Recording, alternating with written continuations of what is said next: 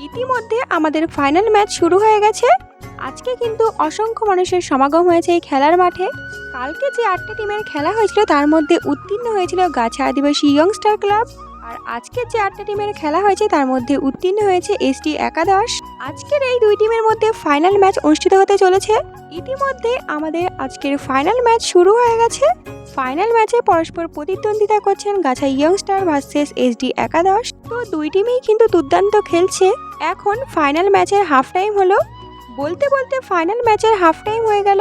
Half টাইমের পর এখন আবার খেলা শুরু হয়ে গেছে।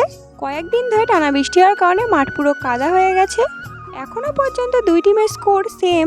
এখন প্রায় দিনের আলো কমে সন্ধে হয়ে এসছে আর খেলার টাইম নেই।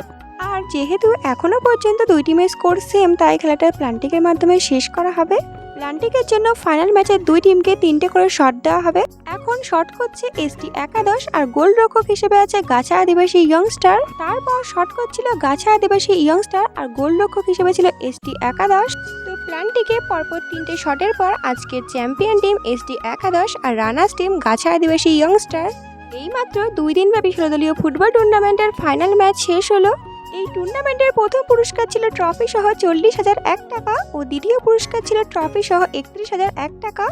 এখন আমরা চলে এসেছি খেলার একেবারে অন্তিম পর্যায়ে পুরস্কার বিতরণ পর্বে। প্রথমে আজকের যে রানার্স টিম গাছা আদিবাসী ইয়ংস্টারকে ট্রফি সহ 31,001 টাকা পুরস্কৃত করা হচ্ছে।